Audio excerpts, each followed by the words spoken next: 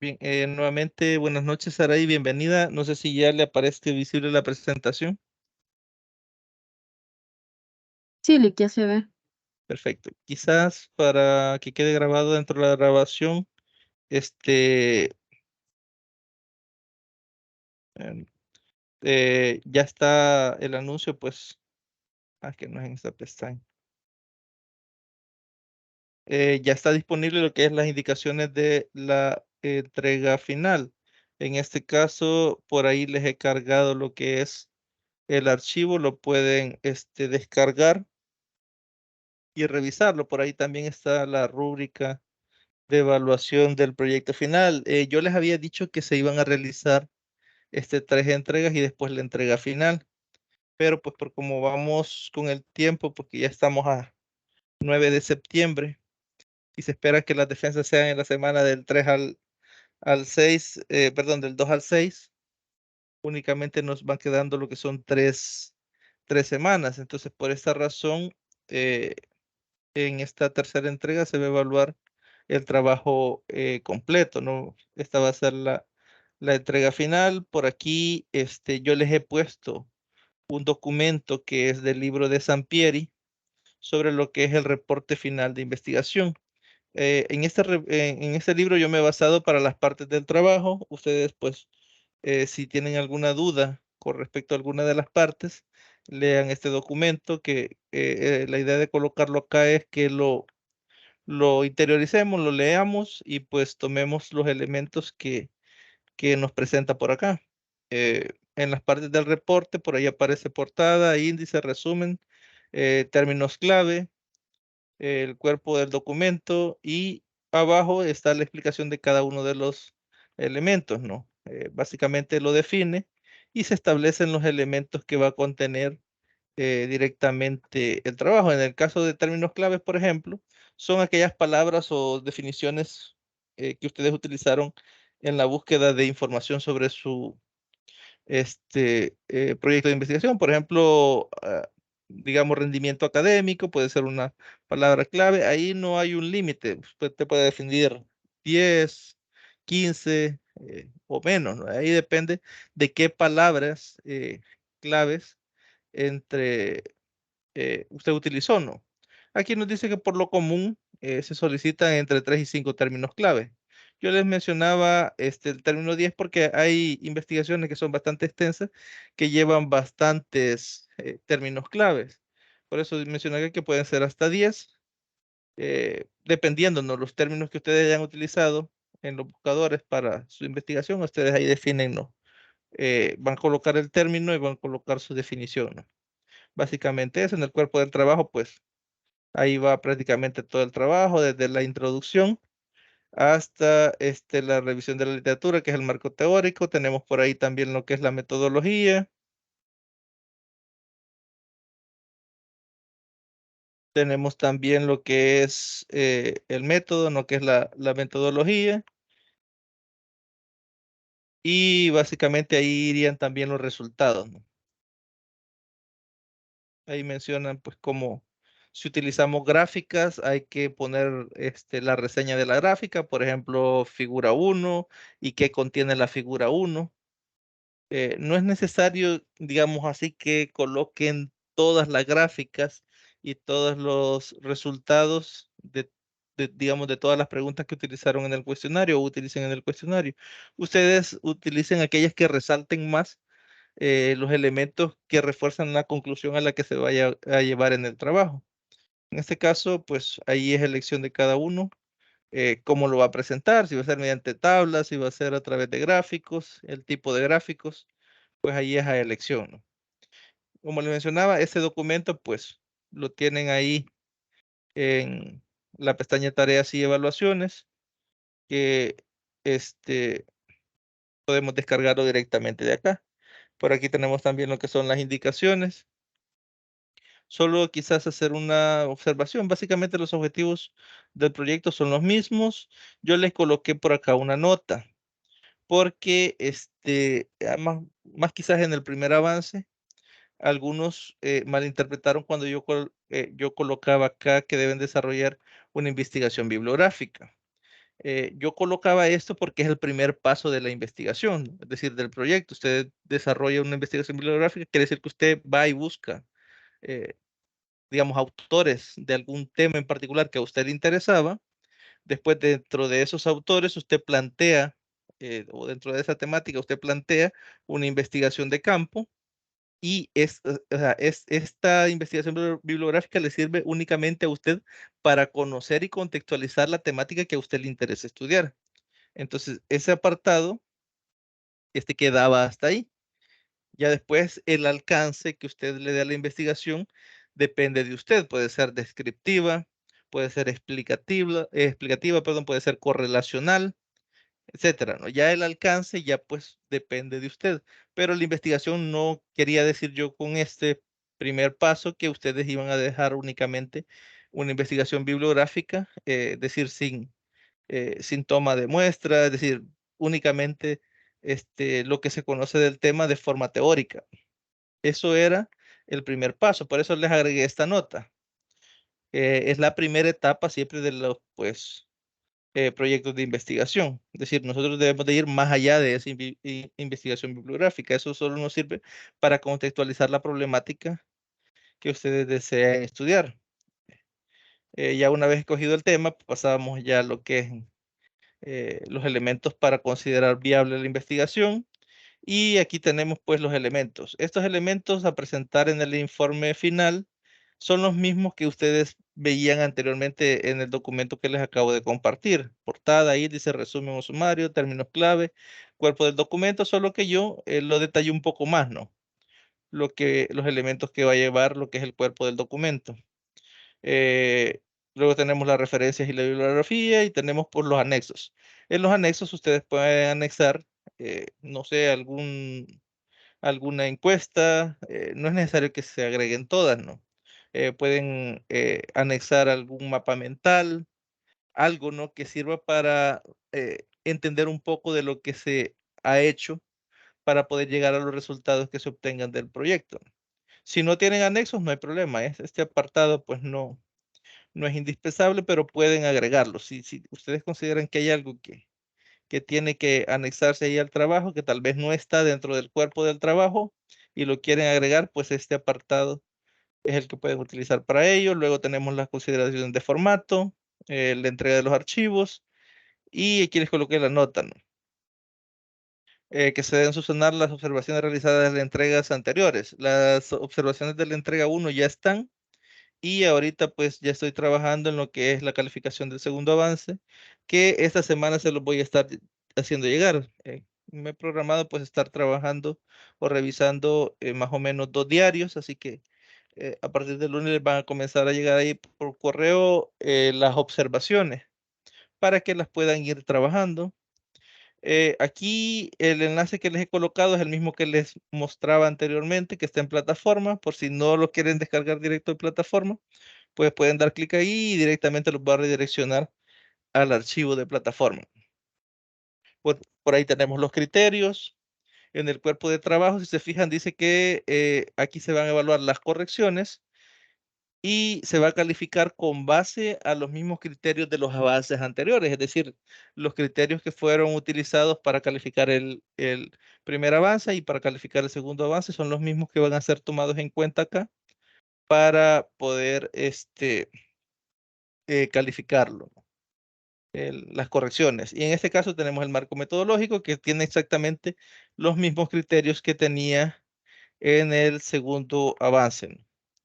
Tenemos lo que son los resultados, conclusiones y recomendaciones, que básicamente aquí es donde va lo que es la entrega del tercer avance incluido dentro de la entrega final, ¿no? Que es que el hecho de que usted vayan, recolecten la información, tabulen la información, lleguen a los resultados, si van a aplicar prueba de hipótesis, ahí se va a desarrollar lo que es la prueba de hipótesis y lo van a presentar, ¿no? Entonces, ese apartado iría acá, ¿no? Que tiene una ponderación del 20% y al final tenemos lo que es las referencias bibliográficas con un porcentaje del 10%. Eso con base a la rúbrica. No sé si hasta acá hay alguna duda o alguna pregunta que deseen hacer.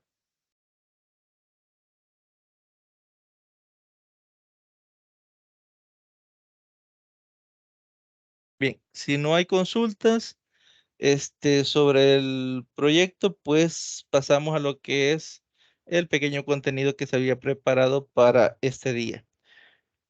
Si ustedes se fijaron y descargaron el material que está ahí en plataforma en la unidad 7, pues se van a dar cuenta de que eh, por ahí el tema que aparece son las variables y sus usos, y aparecen 4 interpretaciones o usos, mejor dicho, que se le pueden dar a las variables. En este caso, nosotros vamos a abordar únicamente uno de los 4 que está ahí y vamos a ver los resultados que se obtienen de diversas investigaciones de diversos autores que han centrado su atención en ese tipo de uso de esa variable.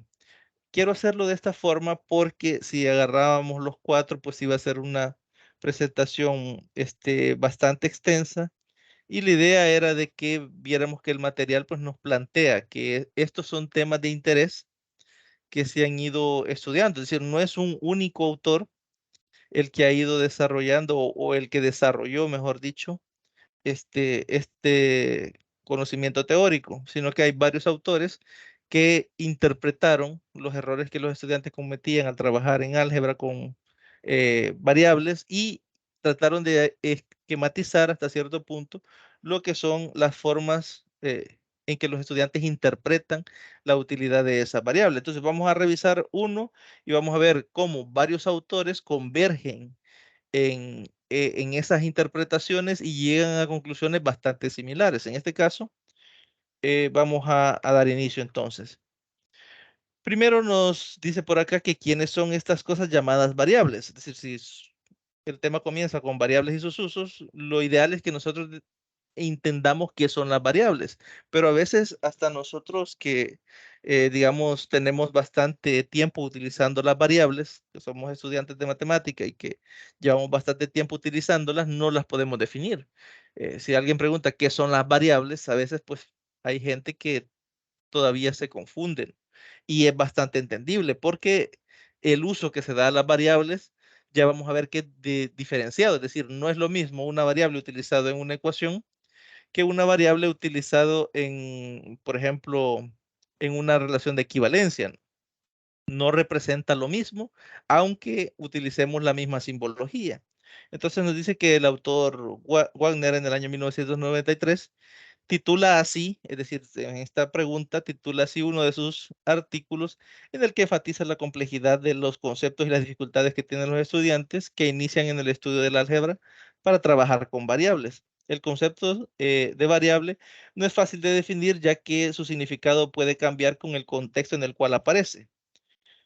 Ussiskin en el año 1988, por ejemplo, destaca 4 usos de las diferentes variables y las asocia a diferentes concepciones del álgebra.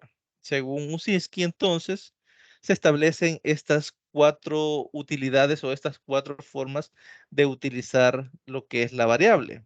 Tenemos una concepción que es aritmética generalizada, en el cual el uso es de forma de generalizadores de patrones, traduce y generaliza. Tenemos también otra concepción que es el medio para resolver problemas, que es el que nosotros más utilizamos en matemática, que es utilizándolo como una incógnita, como una constante, que resuelve y ejemplifica. Un ejemplo bastante claro que podemos visualizar de esta utilidad es, por ejemplo, cuando le damos a un estudiante una pendiente y le damos un punto y le decimos que nos encuentra lo que es la ecuación de la recta, ¿no? En este caso, el estudiante comienza con una ecuación y igual a m por x menos x0, y el estudiante reemplaza el punto, reemplaza la pendiente y es capaz de encontrar el término faltante, la constante faltante, que es el b, ¿no? En este caso, está utilizando variables para resolver una problemática utilizando las variables como constantes, es decir, cuando tenemos el valor del punto y lo reemplazamos en la ecuación de la recta, entonces estamos utilizando esa sustitución como constantes, las dos variables x y, y todo esto para encontrar el valor de una constante, que en realidad ahí estamos utilizando dos concepciones diferentes de variable. XY es, digamos, como variable porque su valor va cambiando, va un valor general, y M, que es la pendiente, y B, que es el intercepto, son valores constantes. Y en la ecuación, todos en este caso están representando variables. De ahí que a veces al estar utilizando diferentes formas, de diferentes formas a las variables, es que el estudiante a veces pues tiende a confundirse, ¿no? Nos dice también que el estudio de relaciones, por ejemplo, argumentos, parámetros, relaciones, eh, aquí era gráfica, creo que lo escribí mal. Tenemos por aquí también se puede concebir como una estructura, marcar arbitrarias en panel, manipula, justifica, etcétera, ¿no? En ese sentido, esta autora, Sonia Ursini, define estas cuatro formas de concebir lo que es la utilidad de las variables.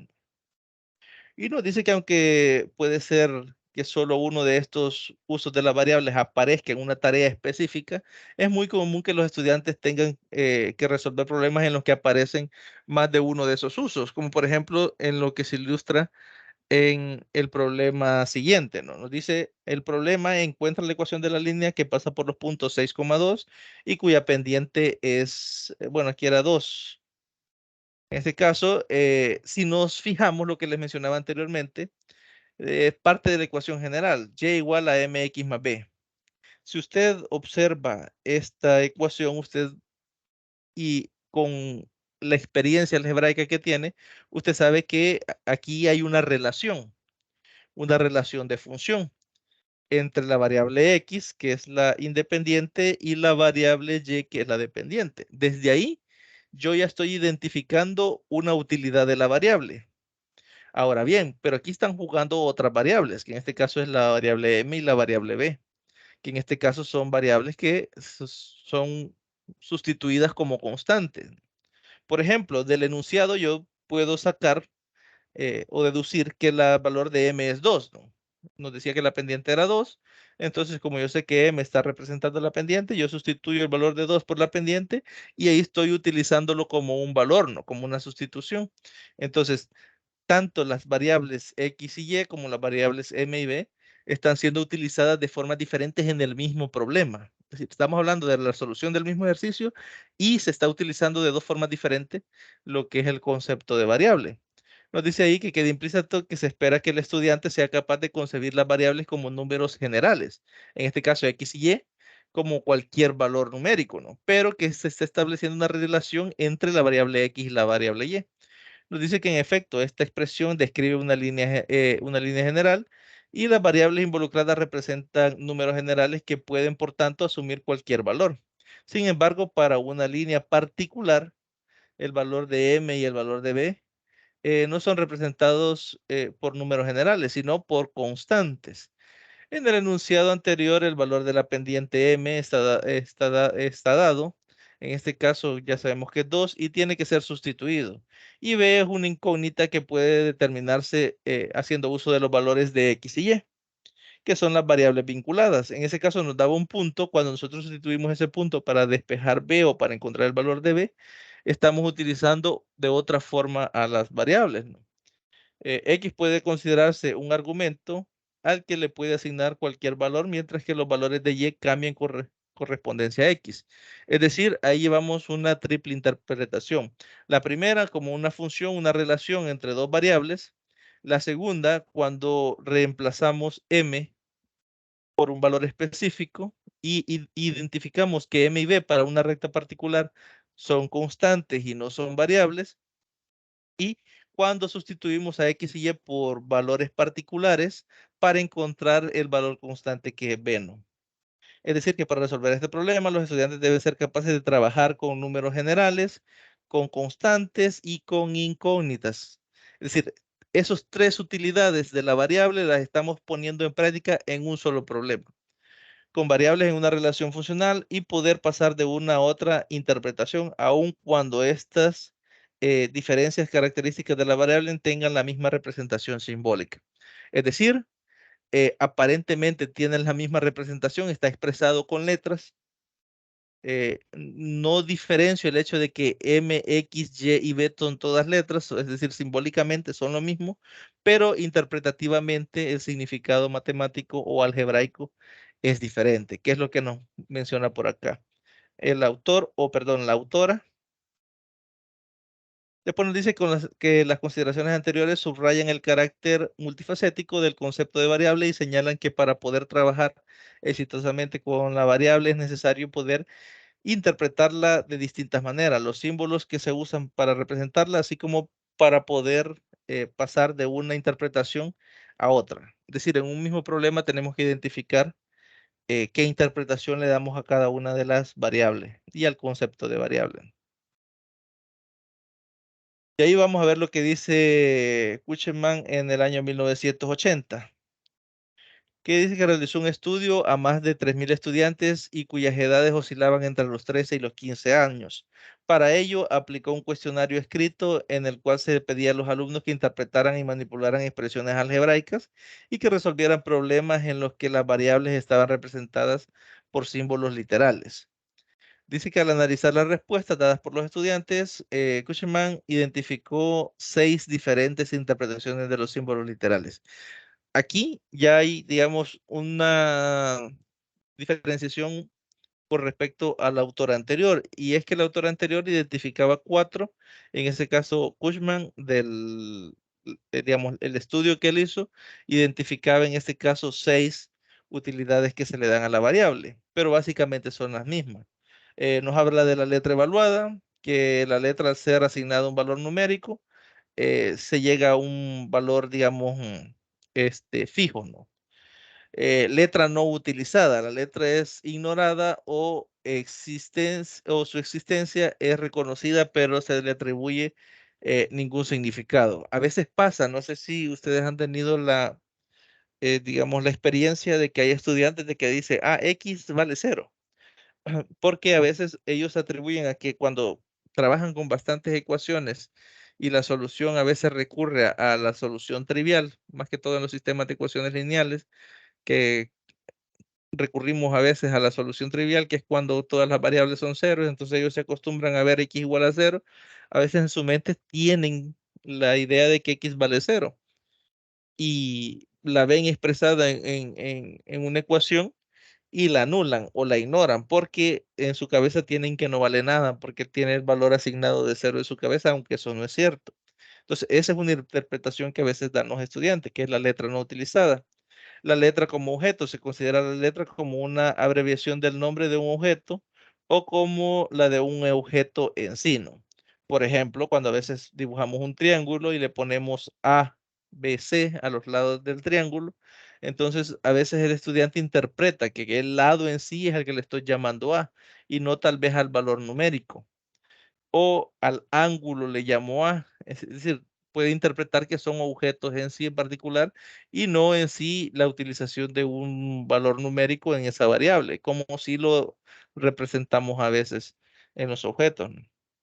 Letras como incógnitas específicas. Las letras representan un número particular, pero desconocido y los alumnos son capaces de operarla directamente sobre ella. Y la letra como número generalizado. Se considera que la letra representa capaz de asumir distintos valores, ¿no? Es capaz de asumir cualquier valor numérico. Y tenemos pues la letra como variable. Se considera que la letra representa un rango de valores no especificados y que existe una relación sistemática entre el conjunto de valores de este tipo y la utilidad que se le da a la letra. ¿Qué resultados obtuvo en este caso Cushman? Nos dice que los resultados reportados muestran también que la interpretación dada por los niños no es siempre la apropiada, frecuentemente es la fuente de respuestas erróneas. Cushman considera que la clasificación de las interpretaciones de los símbolos literales reflejan una gran dificultad creciente. Considera que las primeras 3 categorías indican un bajo nivel de respuesta y argumenta que para que un niño tenga una comprensión de los símbolos de álgebra, es necesario que sea capaz de trabajar por lo menos con problemas simples que requieran el uso de letras como incógnitas específicas.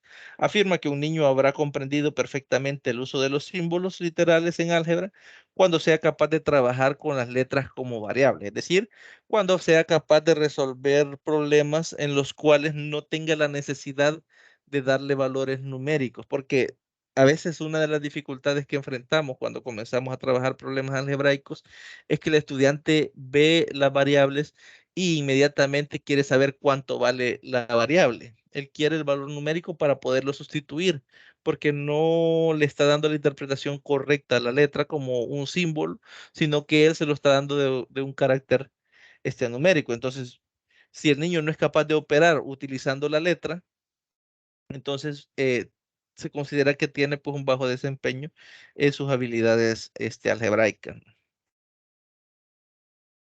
Después de lo que menciona Cushman, pasamos a lo que les mencionaba al inicio, que es la interpretación o el uso que se le da a las variables. En este caso vamos a revisar solo uno, los alumnos y las variables como incógnitas específicas. He elegido este porque creo que es el que con el que más familiarizados estamos. Ahí ustedes pues en el material pueden revisar los otros tres que plantea el material, ¿no? Dice que durante la escuela primaria y antes de cualquier acercamiento al álgebra, los niños empiezan a trabajar con problemas simples en los que se les pide determinar el valor eh, de una incógnita específica. Usualmente el valor de la incógnita no es representado por un símbolo literal, sino por un espacio, un cuadrito, etcétera. No sé si ustedes han podido visualizar lo que es el libro de Esmate de séptimo grado, si no me equivoco, en donde cuando se comienza a trabajar con variables, no se inicia directamente con X y Y, sino que le ponen, por ejemplo, 3 más un cuadrito es igual a 5 más otro cuadrito, por ejemplo. Y le pide al estudiante que o esos espacios en blanco. Ahí lo que se busca es que el estudiante vaya comenzando a trabajar con valores desconocidos en esos cuadritos, pero pasa que el estudiante cuando ve la X en lugar de ese cuadrito, tal vez con ese cuadrito sí lo puede hacer, le da valores, va probando, por ejemplo, da un valor en un lado de la igualdad, suma y automáticamente pues ve el número que está del otro lado, sabe qué número le tiene que sumar para que la igualdad se mantenga, ¿no? Entonces, es capaz de desarrollarlo de esa forma o de operarlo de esta forma, pero cuando ve las letras, cuando ve X, cuando ve Y, no lo puede hacer. Y a veces sí resuelven esos problemas cuando está el espacio, la cuadrícula en blanco, el espacio, la línea para que coloque el valor. Y cuando le preguntamos que le dé valores a X y Y que están utilizados o reemplazando esos cuadritos, el niño no es capaz de hacerlo. Entonces nos dice que cuando los niños inician el estudio del álgebra, estos signos son sustituidos por símbolos literales, es decir, ya no aparece el cuadrito, sino que aparece la X y aparece la y los niños empiezan a trabajar con variables como incógnitas específicas y es ahí donde comienzan a tener dificultades. Tenemos aquí tres autores, bueno, cuatro, que nos hablan de esto. Tenemos, por ejemplo, a Karplus en el año 1981 que encontró alumnos entre 12 y 14 años de edad que podrían resolver problemas de acertijos de este tipo. Por ejemplo, piensa un número, agrégale 12, multiplícalo por 6 y el resultado obtenido es 90. ¿Cuál es el número que pensé? En este caso, este problema lo está planteando para que el estudiante se interese y pueda resolverlo de forma algebraica, es decir, eh, dando a X el valor de un número, X más 12, es decir, sumándole 12, luego multiplicar ese X más 12 por 6 y igualarlo a 90. De ahí tendría el estudiante que despejar a X para obtener el número que se pensó, ¿no? Ya que X estaba representando ese número. Pero, ¿cuál fue la sorpresa que encontró Karplus con este problema? Y es que observó que los patrones de razonamiento de los niños usaban con frecuencia para resolver este tipo de problemas no era el algebraico, sino que era el de trabajar hacia atrás a partir del resultado dado. Por ejemplo, pasaba de tener 90 y como se había multiplicado por 6, se dividía 90 entre 6. A ese resultado le quitaban el 12 y así obtenían el número que se había pensado, es decir, iban en retroceso. Esa era una forma que los estudiantes encontraron para resolver el problema, es decir, no lo hicieron de forma algebraica, sino que lo hicieron en retroceso. Otra de las estrategias que era frecuente encontrar los estudiantes es el ensayo-error, es decir, le daban valores al número y hacían o seguían el proceso para ver si el resultado era 90. Si no era 90, daban otro valor y así sucesivamente hasta encontrar el número que se buscaba que diera 90, ¿no?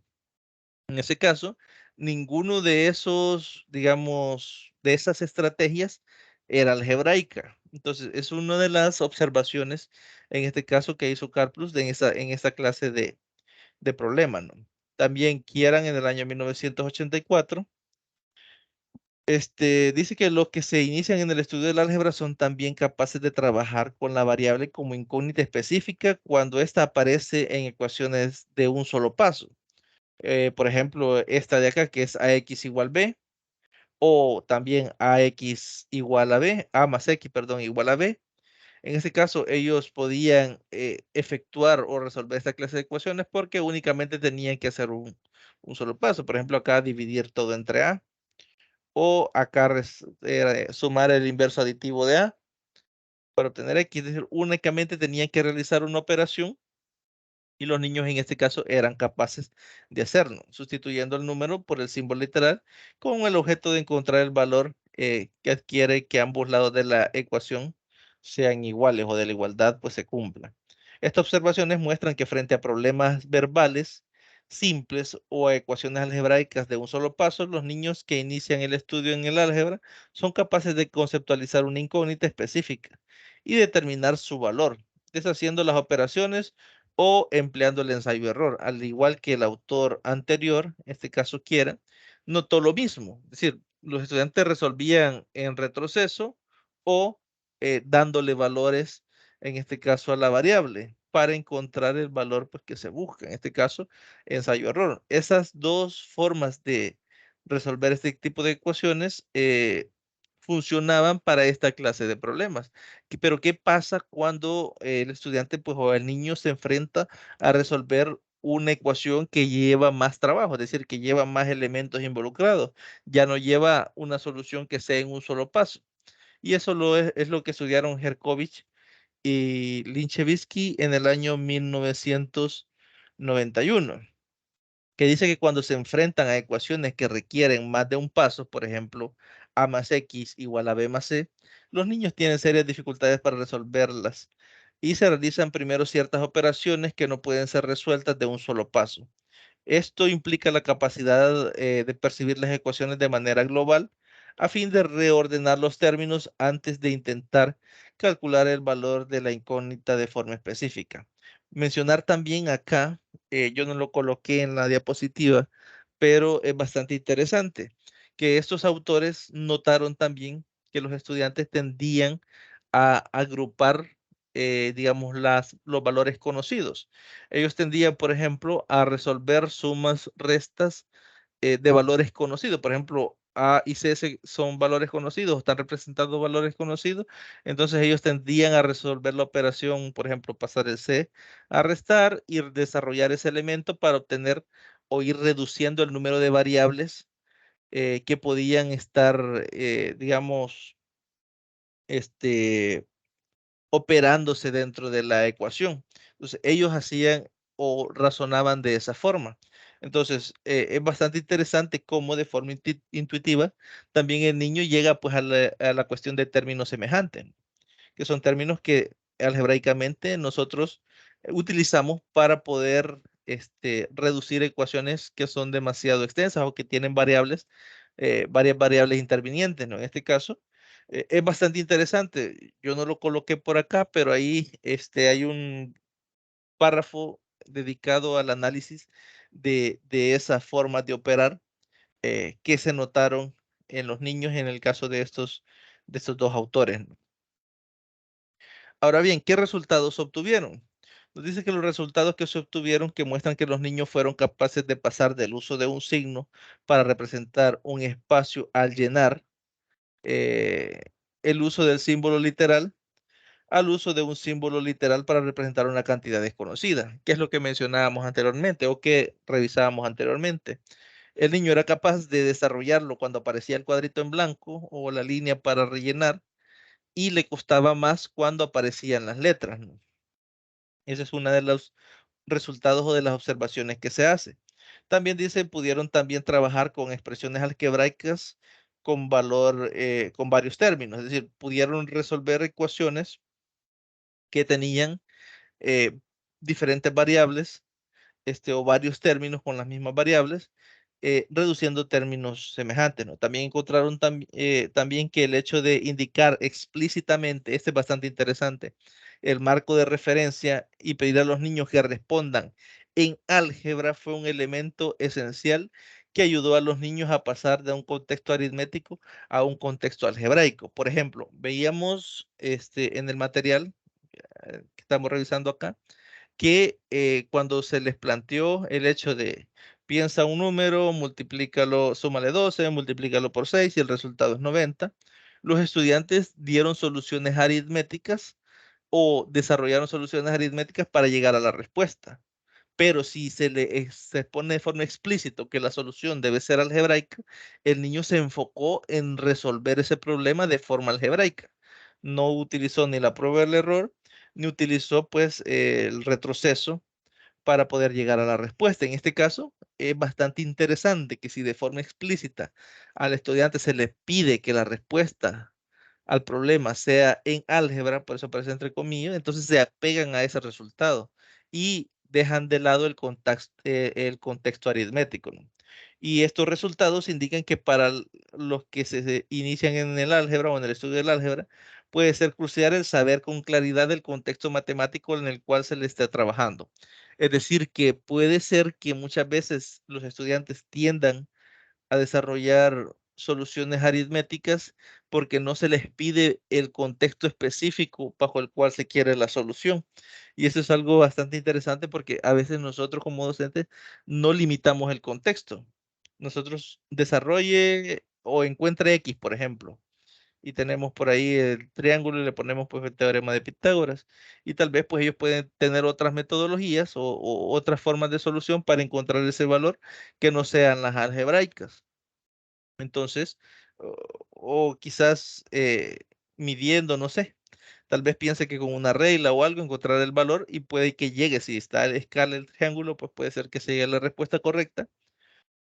Pero lo que es interesante acá es el hecho de que si se les solicita que el resultado sea en términos de álgebra, ellos se apegan a esa solicitud y son capaces de llegar a esas soluciones o al menos los autores dentro de sus resultados obtuvieron que se obtienen más resultados algebraicos si se les limitan el campo en el que se espera la solución. Esto sugiere que algunos de los comportamientos erróneos pueden ser consecuencia directa del no tener claro el contexto en el cual se espera que el problema sea resuelto, que es lo que mencionamos. Si el contexto es general, a veces se cometen errores en las soluciones porque ellos buscan una forma más sencilla de resolverlo. Yo cuando leía este párrafo en el documento me llamaba la atención bastante porque yo pensándolo bien, nosotros como docentes a veces nunca limitamos la solución porque nosotros esperamos que lo hagan de forma algebraica porque son los contenidos que a veces nosotros les hemos estado enseñando, pero ellos no se limitan, como no se les contextualiza específicamente el área en el que deben de dar la solución. Entonces muchas veces ellos buscan otras fuentes dentro de sus conocimientos previos que les permita llegar a una respuesta, porque ellos consideran de que el encontrar la respuesta es el principal objeto pues del problema o del aprendizaje, ¿no? En este caso de la matemática. Entonces es bastante interesante esos hallazgos que estos autores encontraron o revelaron. Y con eso finaliza el contenido. Les menciono que acá yo solo abordé uno, que es los alumnos y las variables como incógnita específica. Ahí ustedes pues pueden estudiar los otros cuatro que se mencionan por acá. Bueno, los otros tres, ahí están en el material. Cualquier duda, cualquier consulta, estoy a la orden. No sé si hay alguna pregunta o algún comentario que deseen realizar.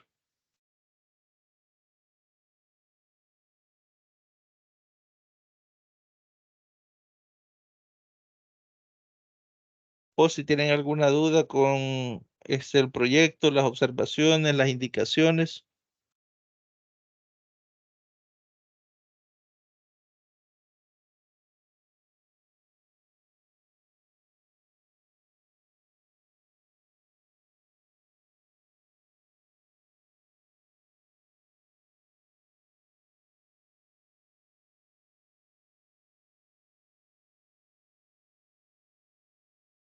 Bien, si no hay dudas, entonces, este, nos quedaríamos hasta acá.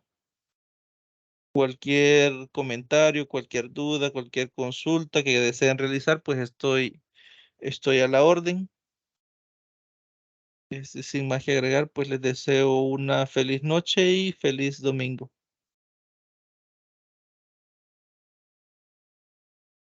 Feliz noche, Ley.